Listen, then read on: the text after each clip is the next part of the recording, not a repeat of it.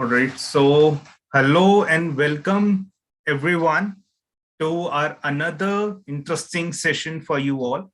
So, here I am, Arjun Gulia from STEM&Space, and together with me, we have Dr. Mila Mitra and Dr. Gourav Banerjee with us. And as you all know, today we are going to talk about the careers in astronomy. Yeah. So, I hope you guys are excited about it. So, basically, Dr. Gourav Banerjee will be telling you about the careers, and we will be taking all your questions, all your possible questions that you might be having at the towards the end of the session. Now, students, I would like to request you to stay back at the end so that I can. Okay, so yeah, so stay till the end so that basically we can. I will be addressing some of the important points regarding the National Astronomy Challenge. So with this, let's just begin our today's challenge, today's session, and I hope you guys will have fun. So over to you, Milama. So, hello everyone, and very pleased to welcome you as we get closer to National Astronomy Challenge. I know some of you might be here for the first time, so we are going to talk at the end about what is National Astronomy Challenge.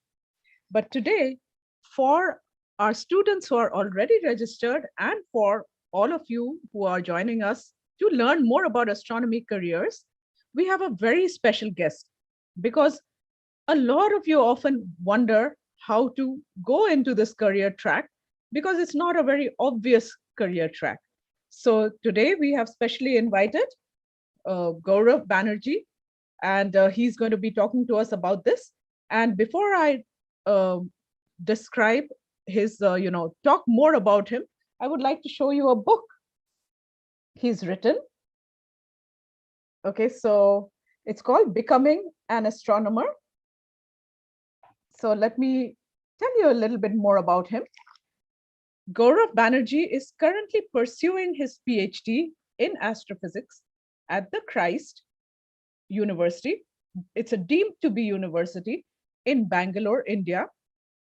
After completing MPhil in astrophysics specialization from the same university, his area of research is stellar spectroscopy. A member of the Astronomical Society of India, Mr. Banerjee also has an MTech in Astronomy and Space Engineering from Manipal University in Karnataka. Having research experience in observational stellar astronomy and radio astronomical instrumentation, Gourav is also a founder member of the Kolkata Institute of Fundamental Science and Astronomy. Involved in astronomy popularization activities over a decade, he has delivered over 350 popular astronomy talks across the nation. He's also the author of the book, Becoming an Astronomer, which is the first book published in India that provides the details of how an Indian student can pursue astronomy as a career. And like I said, that's a very important thing because, we have gone through so many career talks, but nobody really gives the guidance on how to do it in the Indian context through Indian university and whatever is available to us here. So with that, welcome Gourav Banerjee, and we are very excited to welcome you here today to interact with our students.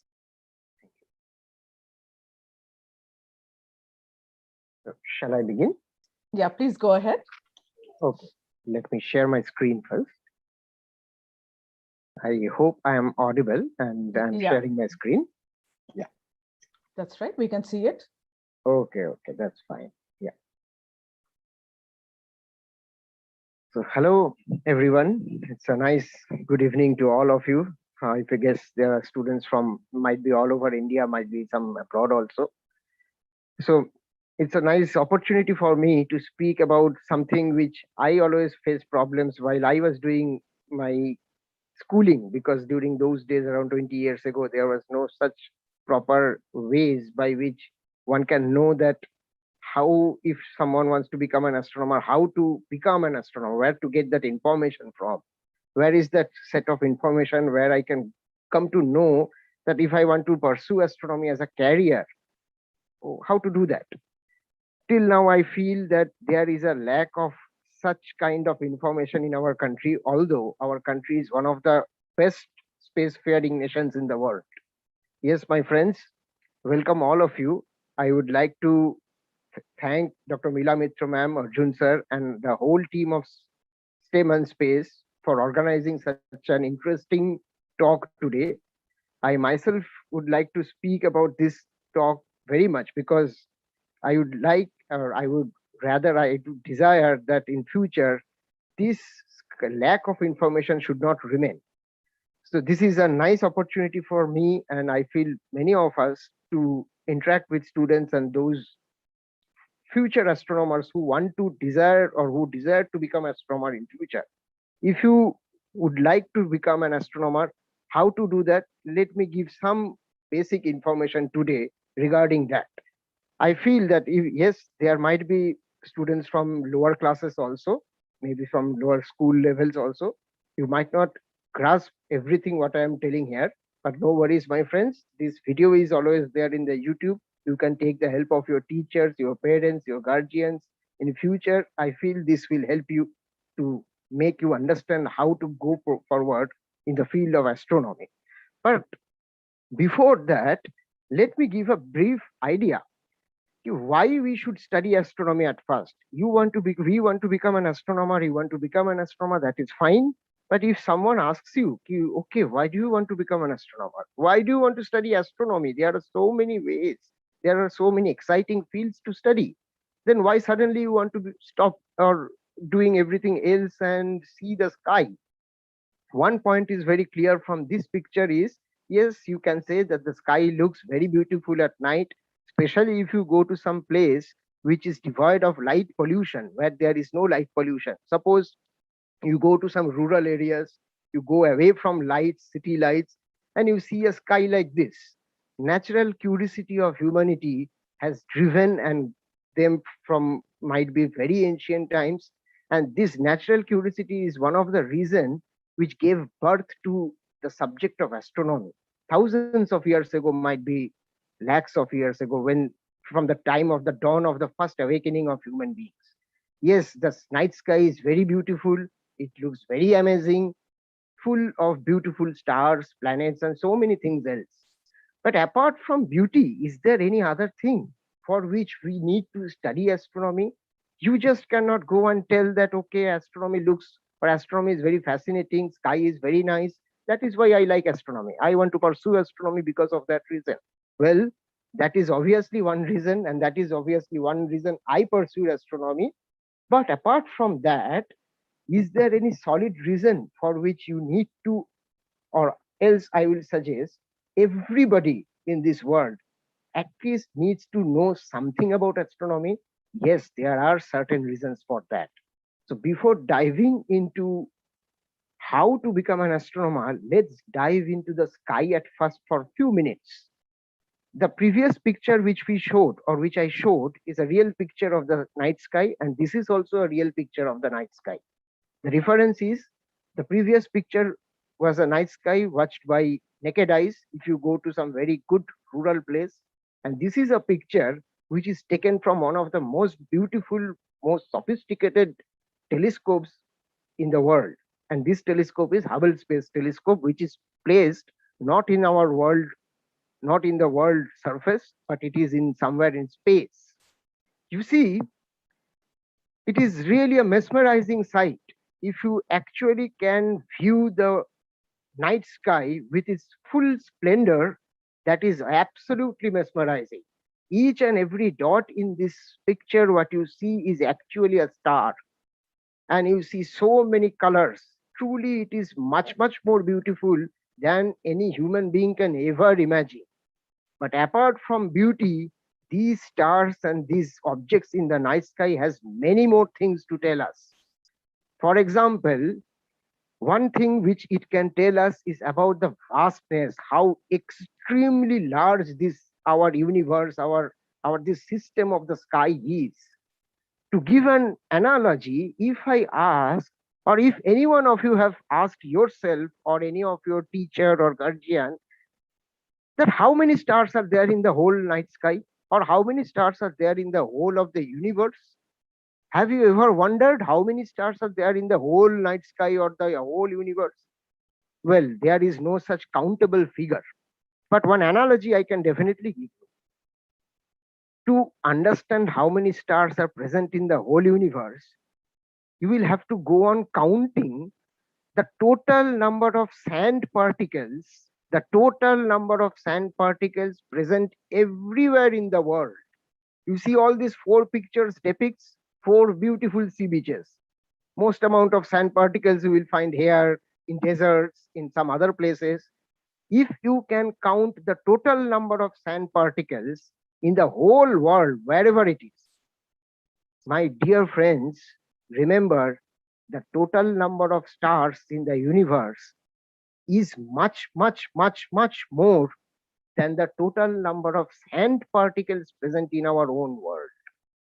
I feel by listening to this one sentence, you will get a very basic idea how extremely big, how extremely vast the cosmos, the universe is. The total number of stars quite surpasses the total number of sand particles in the whole world. Just try to imagine how vast this universe is.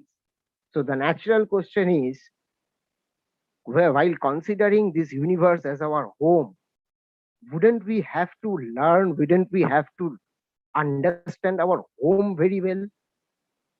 Wouldn't we have to learn about our home in a very detailed manner? That is the fundamental reason we should study astronomy, to understand our own home. And this is why I have given few slides to make you understand, to give you a glimpse why it is necessary to study astronomy. First, obviously, by studying astronomy, you can actually understand how nature works, how the principles of physics, chemistry, mathematics, science, and everything works. And these are all can be understood well if you can study astronomy well. Secondly, I have already told that yes, to know about our own home, to know about our own existence ourselves, to know about yourself, you have to ultimately take the help of the space. You have to know about space, you have to know about astronomy, what are the objects present in the universe, to know about our own existence. Definitely, apart from this, outer space provides the best laboratory of any kind of experiment which you can ever get. The most extreme things which you can ever imagine will occur in space, not in Earth. Naturally, most extreme conditions, most extreme objects. So basically, the outer space provides you the most extreme laboratory where you can test the theories, the principles at the extreme ends. And moreover, the, the more important point is, this is something which is unimaginable. By knowing astronomy makes our lives more comfortable. How? Well, let me give some very basic idea about all these points. I have already told that, okay, outer space is the best laboratory, most extreme laboratory. You can understand how nature works. You can understand about yourselves, our own home. And most contradictory is we can make our own lives more comfortable by learning astronomy, by learning something which is out of our world. Yes, these are all true facts. So let's start a beautiful journey with this. See, we know basically our home, which we understand, which we know is our own solar system. I feel all of you have read about the solar system. I will not go to the details. Yes, our solar system contains one particular star, very special star, our sun, and there are few planets. Presently, there are 8 planets, and there are something more. Apart from planets, there are satellites, dwarf planets, so many other things.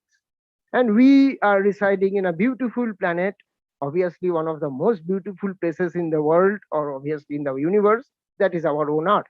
This is the only place which we can actually call, or humanity or any life form can call, a safe home till now. Now, this solar system, you see each and every planet, they are looking like different colors, different appearance. Let me come to the first object, obviously, the sun. You look at the sun, this familiar picture of sun, is obviously known to all of you, but now you see this picture. The same sun in 4 different ways. Are you familiar with sun in blue color, in green color, in this type of appearance? Basically, when we look at sun, we generally with our naked eyes, obviously, please don't watch the sun with naked eyes. But in generally, if we look at sun simply with our eyes or telescopes taking protection, we see the sun like this. A very cool and calm place it appears, although we know that it is not a calm place, but this is what sun looks like. But we know that sun is not a cool place. Sun is not at all calm and quiet. It is instead, it is just opposite. It is a ball of fire. It's very violent. By looking at this picture, can you understand that? No. Instead, I would suggest, or I will say, my friends, remember, light is of different types. No need to go to details. Only one thing to remember is light is of different types. So in different forms of light, if you look at sun, that same sun's appearance will go on changing. And you see, this is the light with which we can see sun, the light with which eyes, our human eyes can detect, is basically known as optical light. But if you see the same object, sun, in some other wavelength or in some other light known as infrared light, sun will appear like this. And from here, I guess you can feel, yes, it might be, it's yellow color, orangish color, it might be hot, and it might be a ball of fire, something looking like that. It is not cool and calm. Well, now instead of infrared, you watch the same sun with the help of ultraviolet light. You see, really, sun is violent. Something is going on. Some matter is coming out from sun. It is very violent. And you see the same sun with an X-ray telescope, with an X-ray eye. If you have a Superman, you have an X-ray eye, watch the sun with that X-ray eye, you will be mesmerized, amazed. The real exact appearance of sun will be revealed to you. Sun is dangerous. So now can you understand, my friends, what I am trying to say with these 4 pictures is this. We can understand how nature works well by understanding, by reading, by studying about astronomy well. The same object which appears to be like this without almost anything happening inside it. It appears almost calm and cool, no activity. The same object turns into different phases or different shapes and different appearances if you look at that same object with different techniques. So if our own familiar sun, which is near to us, can change its appearance in such a way, if we change our techniques, then think about the whole universe. If we do some particular sophisticated technique of observation, then we can actually understand how the universe works and in respect how nature actually works. That is why studying astronomy is important. Second, well, take the same example of my own familiar sun. See this picture, a very familiar picture to all of you. You have seen this kind of beautiful sunsets, but the same sun, I have already told you, take the same sun's picture with an X-ray telescope system, you will see sun is extremely violent. And as I have already shown you, as I have already told you, that yes, sun is not a cool and calm place. It is a ball of fire, and huge amount of gas and hot material is actually bursting away from sun almost each and every second. This particular animation, which was created from real sun's picture in 1999, why I have put this here is just to give you a particular example. Take this particular or watch this particular second flare or second burst of light or second burst of, basically fire. So this particular burst of fire which is coming out, if we can make that picture zoom in, a zoomed picture of this particular burst of flare or burst of fire, then how it will look like?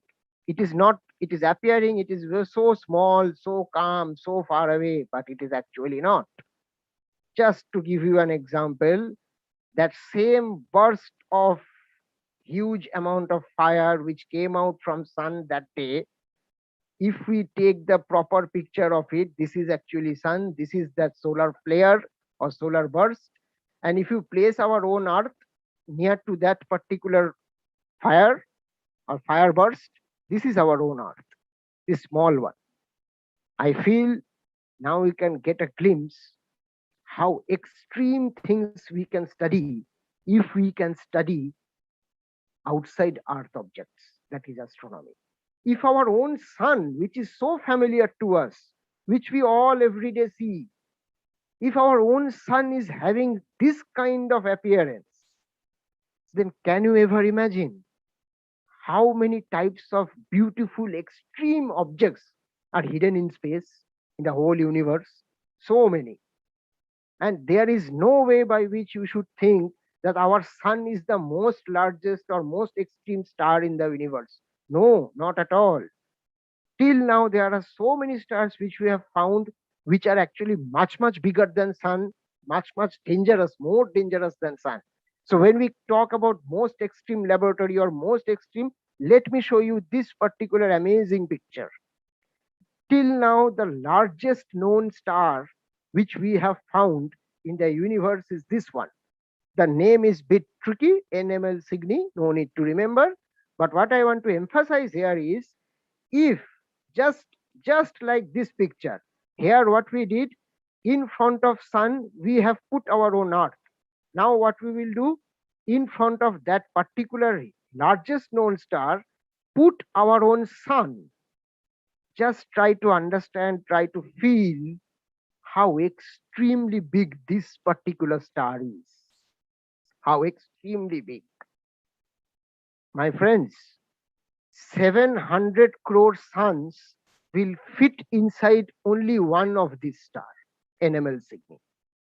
Try to just imagine how extreme laboratory, how much extreme objects can be shown, can be presented to us by the universe. I am talking about only the largest aspects. Come to some other point. Suppose hottest. In our earth, which is the hottest place, there are few places.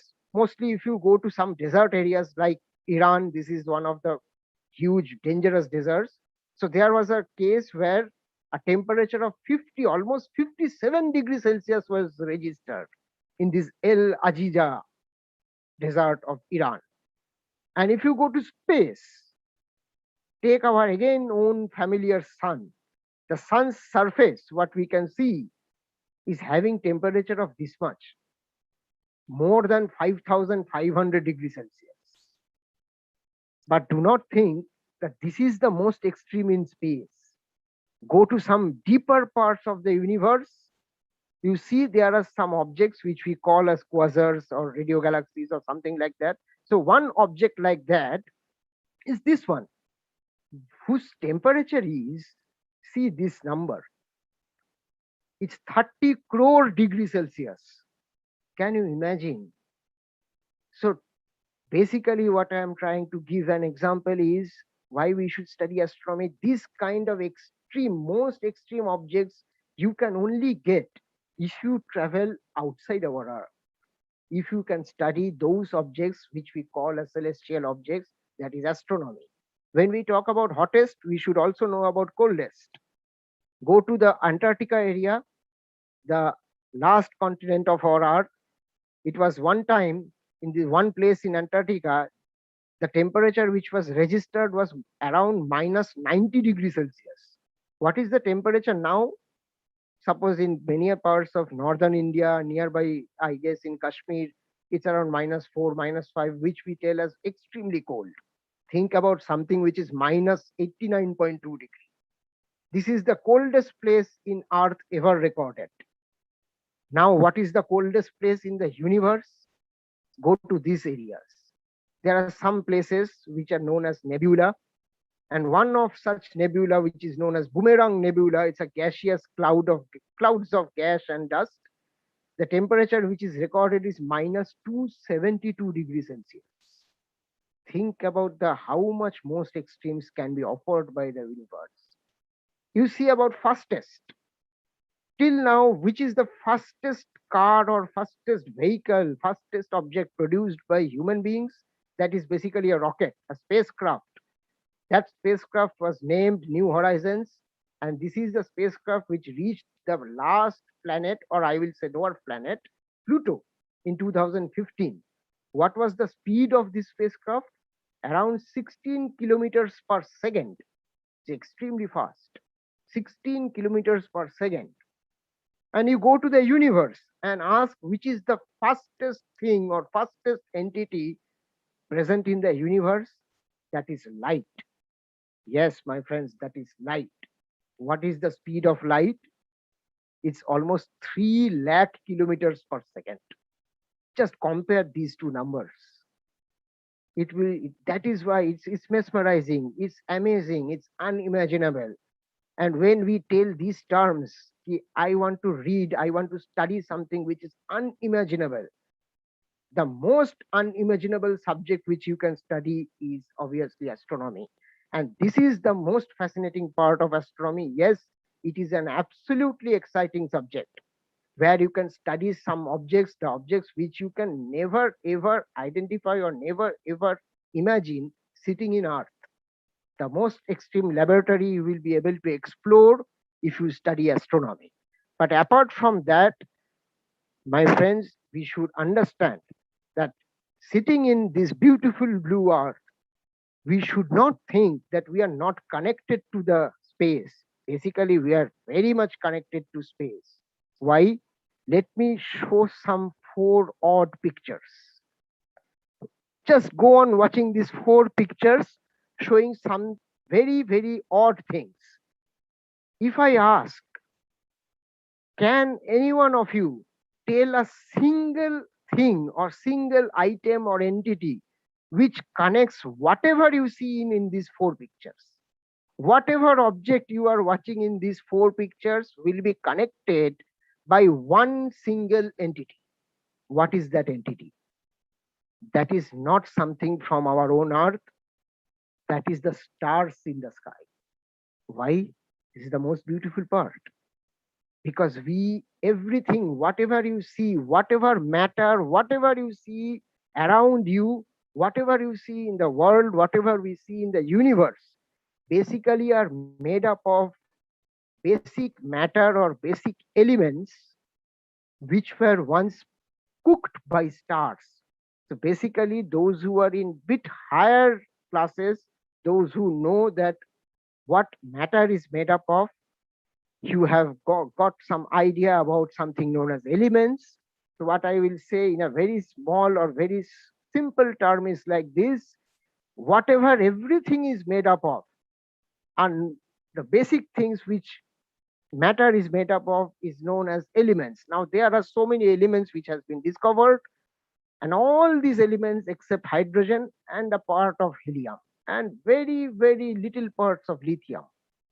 Except hydrogen, a portion of helium and very, very little part of helium, everything, every other element, whatever you see in the universe or wherever you see, they are basically made up inside the stars in some distant past. So if any of you actually consume any of these things, Complan, booze, Bonvita, Horlicks, water, milk, whatever it is, we all do. At least water we all take. Chai, coffee, whatever you take, my friends. What I will see is, what I will going to say is something amazing. We all are taking nothing, but we all are taking some soups which were once prepared inside stars. These are all made up of some elements which you can see if you take the Horlicks packet and see the other part of Horlicks, what is the nutritional facts, what is Horlicks made up of, you will see here iron, vitamin, zinc, calcium, all these things, niacin, all these things were once made up inside stars. So that is why some scientists great people, what they say is actually correct. We are all star child. We are basically, every one of us are basically star child. And this is the most important reason we should study astronomy, to know about our own existence, to know about ourselves, to know about our own home. We should study stars, we should study astronomy, because we are extremely connected to them. We are highly connected to them. And if you go on watching the space, if you actually see how space is, it's actually beautiful. You see, this is some picture which might not be so much familiar to every one of us, but in this picture you can see some places which are dark, where you cannot see so many things. So but these dark places, if a sophisticated telescope takes a picture of this dark small place, what we see is something very strange. We see something extremely strange, and this is what we see. That particularly dark place is actually filled with so many of the galaxies, so many things which we can never imagine. It's something very, very, very, very special to us. So, like that, that's why I would say it is extremely important to study astronomy. Well, let me stop the screen for 1 minute. I will again share it. Yes. Yeah. Yeah. So, hello, sir. So, Yeah. I would request you to, if you can, share some insight into the what kind of Yes. career choices that the student can make in doing that, because we will need to wind up in the next few 10-20 minutes. 20 minutes. So now let me give an insight into few slides. Now, see, I know that we know now that astronomy is very nice, astronomy very good, very interesting, but how can I actually become an astronomer in future? Let me first give an introduction. Suppose if you want to become an astronomer, you have to first understand one thing, you have to love the subject. Yes, you have to have 3 P's, which we call as first is patience, passion. You have to love the subject, that is passion. You would have to have patience. Nothing you will get free of cost. You have to have deep patience to understand, to get the knowledge about the subject. And you obviously have to have punctuality, because without punctuality, understanding something which is very much beyond our hand is extremely impossible. After that, as you grow up, from any age, from any time, try to developing some knowledge about astronomy, knowledge about the stars, galaxies, solar system. Watch some movies, watch some particular documentaries like this, listen to talks, read popular books, use internet, and visit. Try to visit wherever you are staying. If you are staying somewhere where nearby there are planetariums, science centers, museums, try to visit and see what kind of opportunities are present there. See what is a planetarium, how the sky looks like. Everywhere this kind of opportunity might not be present. So basic point is that you should start loving the subject from at the earliest stage possible, and try to develop basic knowledge, try to receive information, authentic information as much as possible, taking the help of your teachers, your elder brothers, or your guardian parents, whoever it is. So you have to go on gaining knowledge from at an early age, as much as early possible. When you gradually start developing knowledge and gradually start developing this kind of passion, another aspect which can help you is this kind of organizations, which are known as amateur astronomy organizations. You will see almost nowadays in India, almost in every city or in nearby every town also, there are some organizations which you will find, which generally organizes this kind of sky watching workshops, telescope making workshops, astronomy camps, courses like this. So if you find any such amateur organization, try to join that. Try to participate in camps, workshops, seminars, webinars, whatever possible. These are extremely important. The takeaway message is that these things will help you to learn about the subject, to learn about the subject theoretically from books, and to learn about the subject especially by understanding the sky, by knowing the sky, by getting the fun. and try to participate, try to involve yourself in this kind of activities as much as possible. That is outreach activities. So that will help you in gaining some skills which are extremely important in research in future. Participating in such activities gradually develops the skills of working in groups, team management skills, then adaptability. You will be going to camps in some very remote places. There you will not get very basic amenities also. But that kind of remaining in camps for 2 3 days will teach you how you can adapt with some certain situations. These are extremely important. And as you grow up, you will find so many such groups if you go on doing internet search. Just one example I will show you. This is this Jyotirvidya Parishangstha. This is presently in India. This is the India's oldest amateur astronomy organization. Just type Jyotirvidya Parishangstha or go to this website. Those who are remaining near Pune, this is a Pune-based organization. You can contact them, you can join them, and gradually involve yourself in such kind of activities. Apart from Pune, there are so many other organizations. Suppose I will tell something about our Kolkata. In Kolkata, we have MP Birla Planetarium, which is the largest planetarium in India and the first planetarium among all UNESCO countries after UK. So in India also we have some, in Calcutta also we have amateur organizations like this, Sky Watchers Association, some other organizations. Try to get involved, as I am telling, try to get involved yourself with amateur astronomy activities as much as possible from the earliest age which you can. Take the help of your elder people, parents, teachers, whoever is possible. And this kind of activities will provide you extreme knowledge. Definitely, it will provide you the interest and basic knowledge. Now, these are some of the activities. For example, these are types of camps, different types of camps. You will enjoy these kinds of camps. But now, when I come to official part, suppose what kind of teaching, what kind of studies you should do right from 10th standard beginning till 10th standard. Obviously, try to become a good student, learn about physics, chemistry, maths. After 10th standard, when you are entering 11th and 12th standard, definitely you will have to choose pure science stream, where you should understand, you should take physics, chemistry, and mathematics. You should, because good command over physics and mathematics, obviously chemistry, these are extremely important if you want to become a good astronomer in future. And I would suggest from 10th standard onwards, this is a facility which nowadays you will get in various schools, at least in private coaching centers and other places. Try to learn some computer programming language as early as possible. Try to learn some computer programming language as early as possible.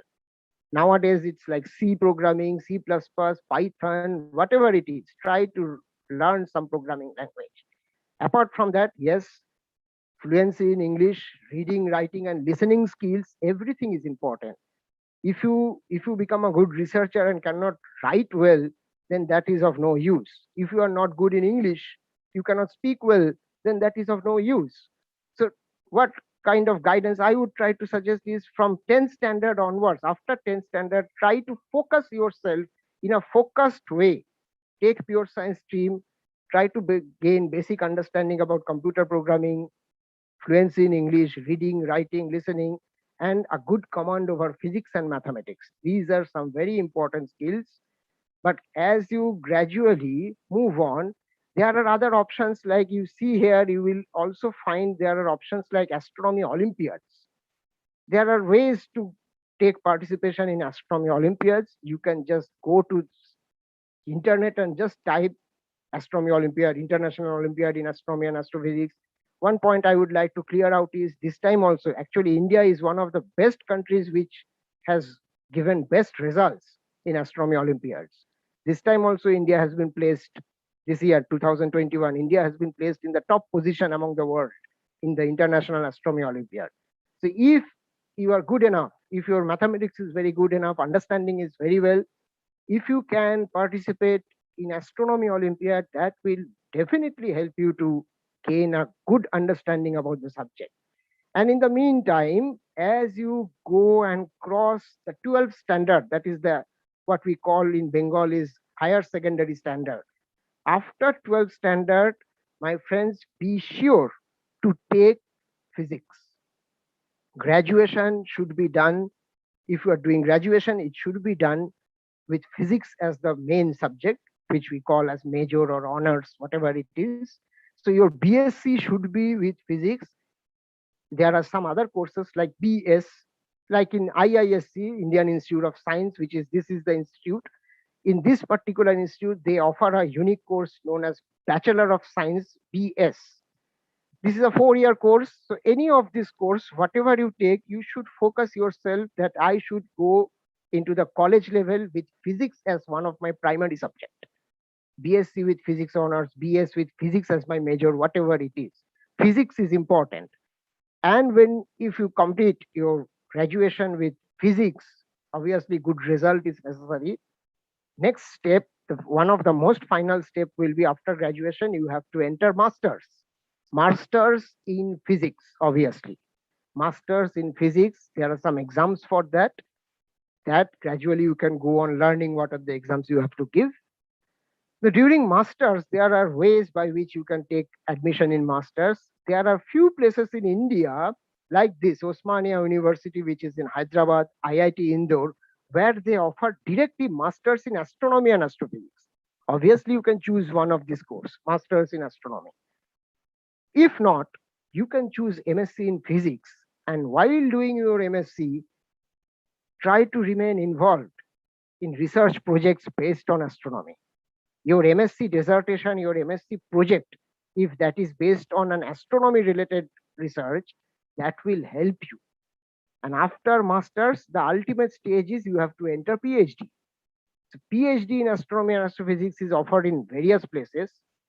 So this is the prestigious Osmania University, Hyderabad, which I was talking. This was the first university which started offering MSc in astronomy and astrophysics right from 1935 onwards. And if not, as I have told, go with masters in physics, do masters in physics in a well manner, in a good manner, do some research project related to astronomy, and after that, get involved in PhD. So PhD in astronomy and astrophysics is offered in various places. And one of the major exams, few of the major national level exams like JEST, NET, GATE, at least one of these exams you have to qualify and take admission in PhD in astronomy in some of the any of one of the greatest institute or best institutes in India. Like you see Indian Institute of Astrophysics. This is in Bangalore, IIA. You can go to IUCA, Inter-University Center for Astronomy and Astrophysics, which is at Pune. There are institutes in Calcutta also. One of the best institute in Calcutta is this one, SN Bose National Center for Basic Sciences. So basically, these are all institutes which require at least one master's in physics or astronomy, whatever it is, and qualification in one of the best national level exams, which I have mentioned, JEST, NET, or GATE. After that, if you take admission in PhD in astronomy in any of these institutes, then you are in the right path. You do PhD in astronomy, you are an astronomer, and obviously your career will be based on astronomy. You can become a faculty, you can become a scientist, you can become both faculty come scientist. You can also work in observatories. And apart from that, there are the university where I do my research, I do work is this one. This is Christ University in Bangalore. So naturally, if suppose you are not qualifying somehow, you are not qualifying a particular national level exam, like NET, JEST, GATE, then also there are options in India like Christ University. You have, if you can show that I have done good masters in physics, I have some research project experience in astronomy, astrophysics, then this is one of the institute or university in India which prefers students to do PhD in astronomy without even qualifying GATE or NET or JEST. So there are, what I'm trying to give an example is a varied example. There are options. And nowadays, gradually, there are so many options which are coming out. This is the place where we do our research. This is the Department of Physics and Electronics where we sit. So they also offer, the Christ University also offers different types of research projects in different areas of astrophysics, which you can see. So these are some of the options in very short, which I have told. But apart from that, getting involved in astronomy research does not mean that you have to go to MSc level or BSc level and then start research. No, as you know, Mila madam or whoever is involved in different kinds of projects, there are certain amount of projects which are known as citizen science projects, where any citizen of the world basically can become a member of any of astronomy related project and participate in analysis or in detection of asteroids or analysis of data, basically contributing in real astronomy research can be done by anyone nowadays. Anyone, no age bar, nothing, no qualification bar. What you have to do, you go to this particular website, go to the projects, choose the space option. There are so many astronomy related projects there, and join that. Start doing some projects. These kind of projects, which are known as citizen science projects, truly help to actually understand and gain knowledge in astronomy. If you are having any problem, it's a beautiful thing to disclose today is that there are so many types of projects in this area. And today itself in the morning, one website has been launched. So there is a group, there is a WhatsApp group, and that group is known as SA Citizen Science Group. What is that? That is basically India's largest group, where from all over India, so many citizen scientists of India are a member of this group. So if you become a member of this particular WhatsApp group, nothing is necessary. You can visit their website. This is their website, or you can give a call, or you can become a member of this WhatsApp group even, and start getting involved into any citizen science project. There are really experts who will help you. There are so many experts in this group who will start helping you. So these are some options by which, without waiting till BSc or MSc, you can get involved into astronomy research basically, at least contributing in astronomy research. But yes, there are also other options, my friend. If someone of you want to desire to become a rocket scientist, not an astronomer, yes, then also there is a great option. After 12th standard, in that case, you have to qualify in IIT Joint Entrance Examination, and choose aerospace engineering for your study. Definitely go for aerospace engineering and study. One of the best place in India for studying this aerospace engineering is this place, IIST, Indian Institute of Space Science and Technology, which is situated at Trivandrum, Kerala. So these are some of the options I have given. There are so many other options also. There are so many other opportunities too. So basically, this is another option is going abroad. Yes, of course, after doing your 12th standard, or after doing your graduation, or after doing your masters, there is an option where you can go abroad. There are several universities across the world which offers, some universities also offers bachelor's degree in astrophysics. There are places where you can do master's degree, PhD, and above that. So try to go on with these kind of opportunities. If you want to go abroad, try to focus on an exam known as GRE, and obviously one English exam, which is known as TOEFL or IELTS. These are some things no need to remember now, my friends. You can get this knowledge gradually when you grow up, and your teachers, students, and if you become a member of so many organizations like this, you will get the knowledge from that also. No need to mug up now. So what the takeaway message from this talk is, there are so many opportunities now what is coming up in our country and outside also. And if you come to our own country, yes, my friend, some of the best observatories, best astronomical facilities, best telescopes are situated in our own country. So this is known as Thainu Bappu Observatory in Tamil Nadu, near Bangalore. This is known as the telescope city of India. You see, it's a beautiful place. All these are telescopes, big telescopes. And apart from that, there are so many other types of telescopes in so many places. You see Nainital, Ladakh, go to Pune, different kinds of telescopes you will see, different observatories, top level facilities. So if you become a part, if you one day become an astronomer, you can become a part of these facilities. You can become a part of India's best opportunities, best missions like Chandrayaan, like Mangalyaan, and presently many of you might know that India is having their own satellite, astronomy satellite in space, which is known as AstroSat. So if you would like to become a member, or if you would like to become a part and parcel of this astronomy field, there are a lot to offer. And yes, as Madam has said, well, if you want to, it's difficult to memorize so many things which I have gone telling.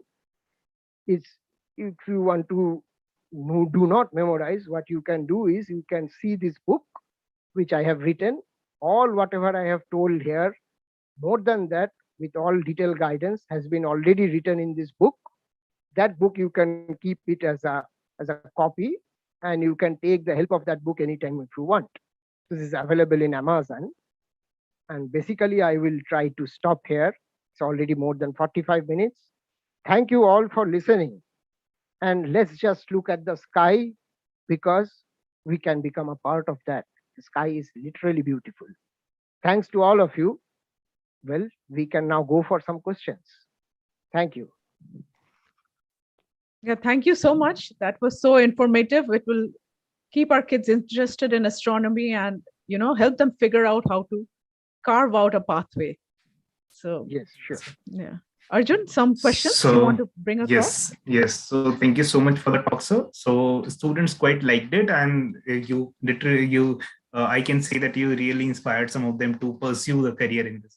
But yes, some of them have also asked questions also. So I would like to bring some questions. So the first one is this, that what is becoming an astronomer and studying space, aerospace engineering are the same thing or are they different, and what is the difference between them? Yeah, they are basically they are different, my friend. Yes, so astronomer means you are studying the properties of the objects which are present in space, like stars, galaxies, solar system objects, planets, moons, all these objects. So if you want to read, if you want to understand their properties, study their properties, that is the field which astronomy deals with. But aerospace engineering means what? Aerospace engineering deals with basically developing sophisticated spacecrafts or rockets with which we can send our telescopes to space, with which we can ourselves go to space in some particular places, like our other planets, moon. So basically, developing spacecrafts and space probes, rockets, these are all coming in the field of aerospace engineering. So this is the difference. Making the instruments, especially for space exploration, is in the field of aerospace engineering, and understanding the properties of cosmic objects, celestial objects, that comes in astronomy field. Yeah, so basically adding up to what Gaurav sir said here, where it is if you want to understand the difference, it is the same difference as is between the engineer and a scientist, right? So if you want to understand a scientist, think about Sir Isaac Newton. If you want to think about engineer, think about Edison. Yeah, so that is a very good example, and here with this you can differentiate between these. True. Yeah. So another question I would like to bring to you is, you were talking about many of the exams, and students were asking about the exams, and one of them asked, what is the JAMS? JAMS. Yeah. So JAMS exam is a national level exam. So it's conducted by national agencies where you can pursue, if you want to pursue master's degree, MSc, master's degree in physics, chemistry, maths, science related, any master's degree in top level national institutes like IIT.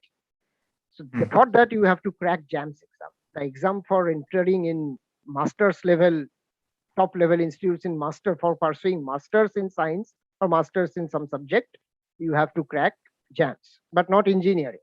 For engineering, it is IIT, Joint Entrance Examination. So JAMS is for general stream subjects. Yes. One student asked, like, sir, please tell me what I need to do if I want to get into the ISRO. So they want to get into the ISRO, and that's why they're looking at that.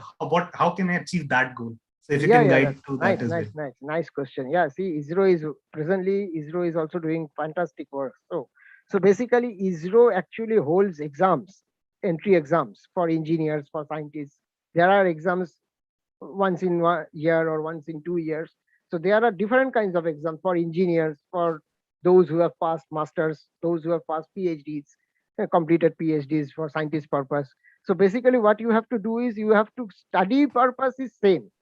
Either you become an engineer or you become a good scientist, and go on try to see when ISRO is taking exam in which area. If you want to become a scientist of ISRO, you have to sit for that exam, particular exams for becoming scientist, and you have to crack that. So getting a chance in ISRO is very difficult, but if you get a chance, it will be a fantastic thing. Yes. Yeah. Okay. Thank you so much, sir. Another question is like one student asked, sir, can we become astronaut by doing this? And adding up to this question, another student asked that if you want to go to the space, should I study aerospace or astronomy? Yeah, this is another important question. Basically, see nowadays, see if you take the example of suppose Kalpana Chawla or Sunita Williams, if you see their background, they were all aerospace engineers. So basically, if you want to become an astronaut, and it is not that you becoming an astronomer, you cannot go to space. Yes, you can go. If you actually see the history, there is a case where a biology school teacher in biology also went to space from America, NASA. So there is no such restriction till now that if you study these subjects, MSc, PhD, whatever it is, you cannot become an astronaut. But yes, if you would like to go there, definitely one option is engineering. But apart from that, becoming an astronaut will require so many other X, Y, Z factors, which is very, very difficult.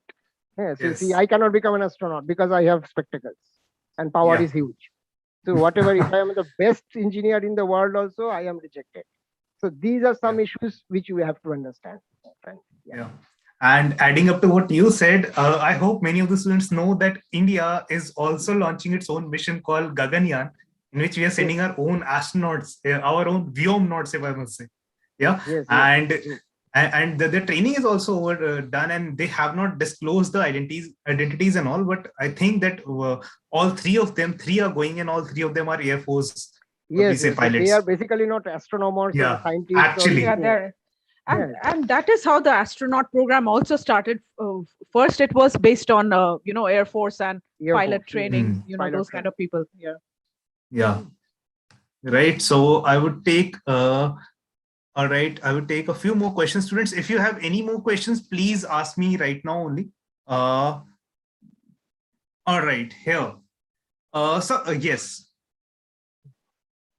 One question I want to clarify to the students. Like many students want to go to SpaceX or NASA, and they want to say that whether how can I go to, let's say, ISRO or NASA. So can you just clarify it to them? Like, okay, what exactly would you need to get into? Yeah, if you want to get into NASA, I guess, so Mila madam has already worked with NASA, so she will be giving this answer more better. But basically as much as I know, if you want to become a part of NASA, then you have to take American citizenship.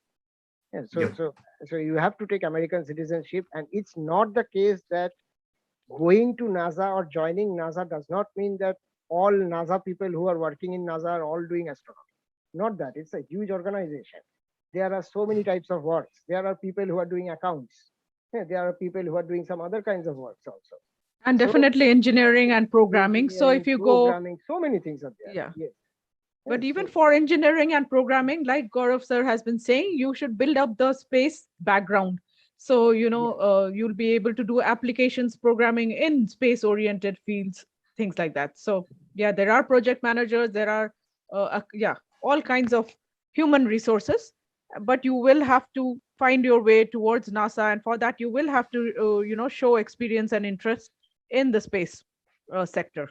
Definitely. And if you have, as madam has told, see, if you have a space background, then these areas are a bit easier to go. Definitely. If you have a proper space background. So if you then want to become a space engineer in NASA, you can do that. Yes. But yes, NASA requires American citizenship unless you are a contractor. And similarly, ISRO will require Indian citizenship because all of these space sectors have security issues. Yes, because they want to critical sectors of their country, and that's right. So you have to be a citizen of that country. Yeah. Now, sir, thank you so much for the talk. Students, basically, I have been getting many other questions from you all, but we would have to end it now. But before we end it, we would like to tell you a few more things here. But I would like to basically give my 2 cents that as most of you are at the school level right now, Like as Gaurav sir said, the one thing that you can do right now is remain curious, right? Keep participating and keep learning as many new things as you can. And one of these things, as you all know, is National Astronomy Challenge also. So Mila ma'am would like to talk a bit about it. So Mila, would you like to take it forward? Yeah, thank you, Gaurav sir. I'll just take a few minutes to introduce the students to.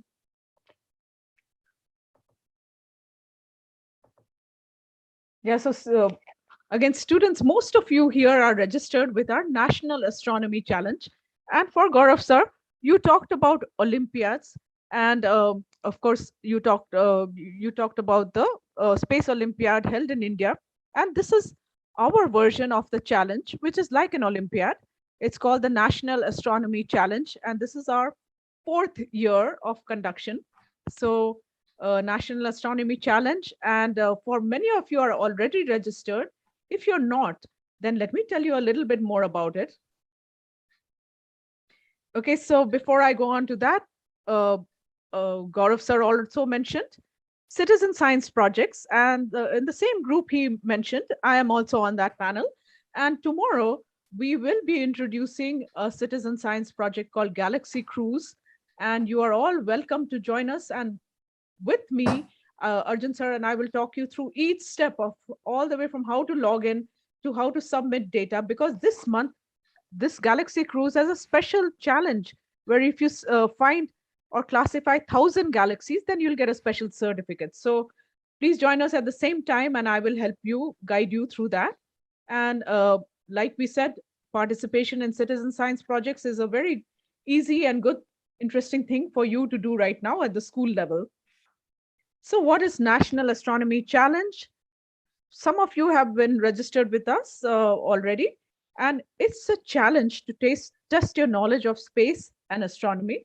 So it's a questionnaire, it's like an Olympiad, it will be online this time, and there will be a set of questions per grade, and you will have a challenge that tests your knowledge on topics of space and astronomy and related STEM topics focused on astronomy and space.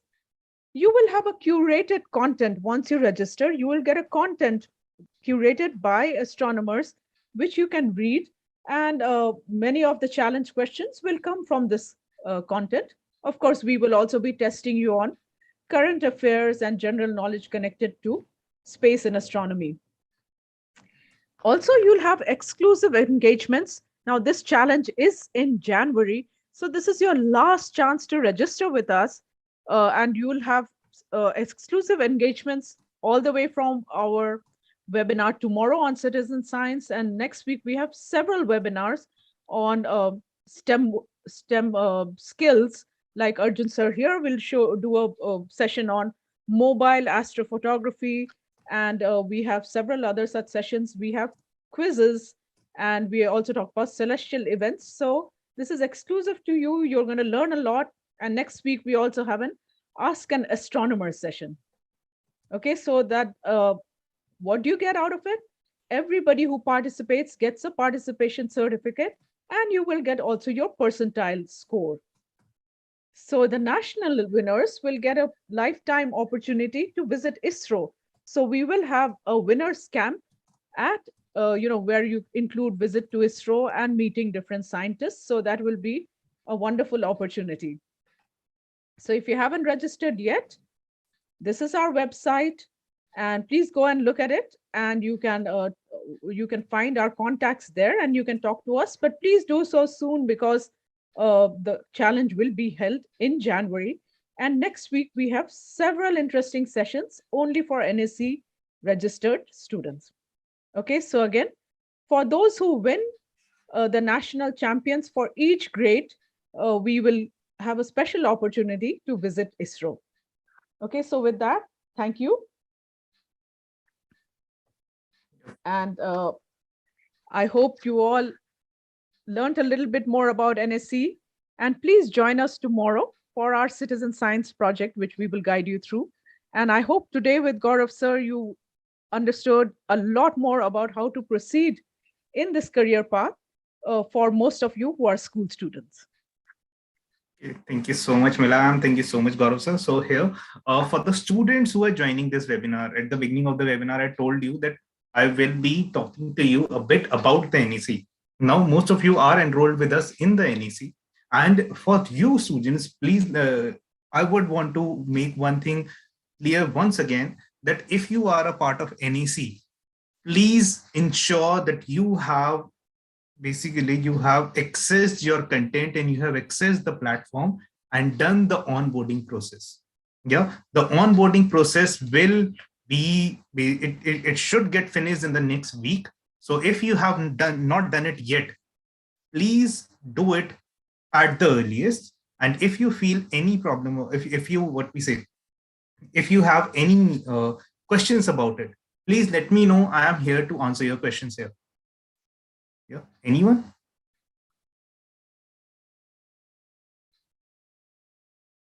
So anything you want to ask about the onboarding, let me know. I'm waiting for you. Otherwise, we can close this webinar. Yes, so some of you are asking, will you get the link for the webinar on WhatsApp or Gmail? So here is the thing. The reason we do it hosted on YouTube is that you don't need any additional webinar, any additional link for this. Once this webinar is over, you can always watch it on YouTube through this same link. No, for the tomorrow's link, it will be the same yes. link, right? Or we will share no, it no. on So WhatsApp. yes, for tomorrow's session, the link will be shared on your WhatsApp. Yeah.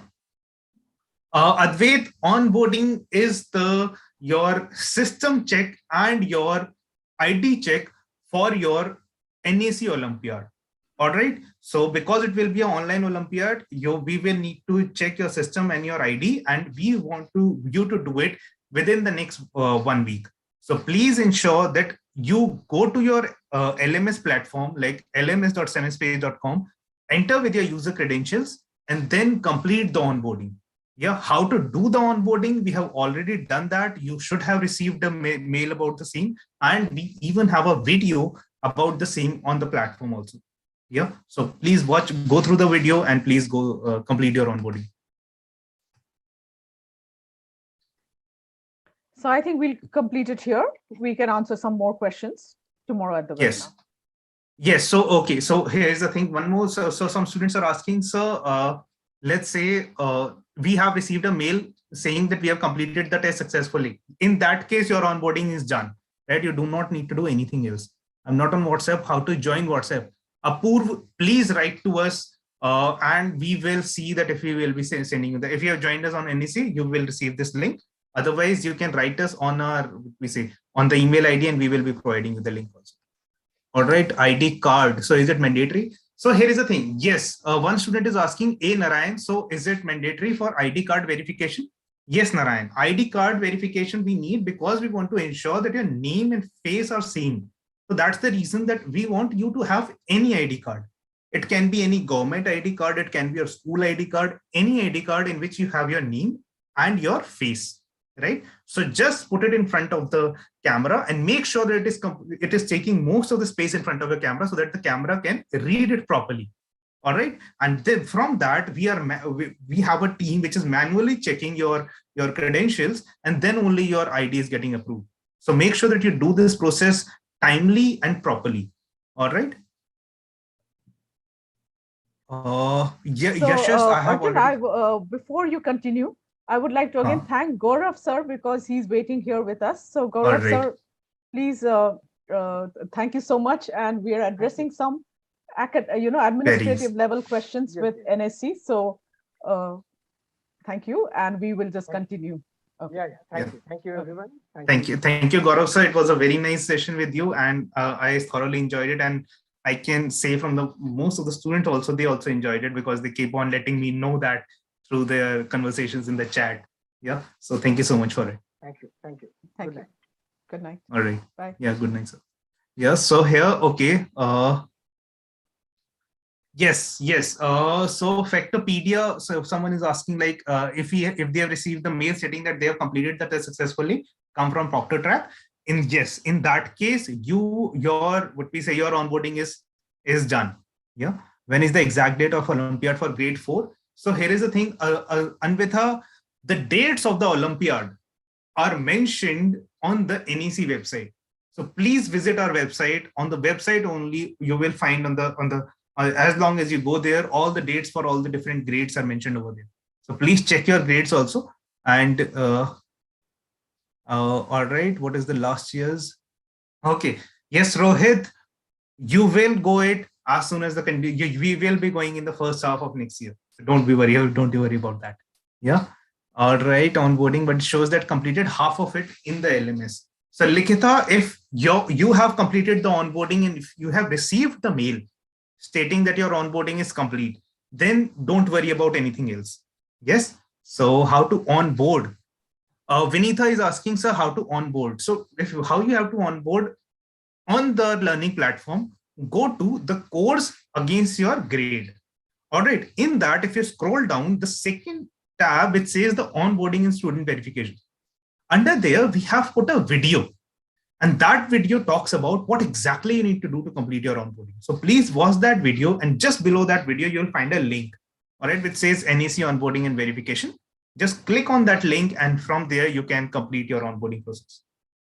Yeah. All right. Session. When do we get to the project session? So yes, Khadij, these are basically the sessions you are getting because you have joined the NEC, and this is the reason that the links have been shared with you on WhatsApp. So here, what we are going to do, all right, to get a job or in the field of computers. Rupali, if you want to get a job in the field of computers, again, like Gaurav sir said, for now, you have to focus on what we say, you have to focus on your learning a programming language, right? And you have to do the masters with physics, obviously, and in computer science. And after doing that, you have to look for the vacancies, like what exact vacancies you're looking for. And yeah, then but I'll just add here that you'll have to do your physics bachelor's and do computer science, and then you will have to, you don't get jobs in ISRO and NASA Yes.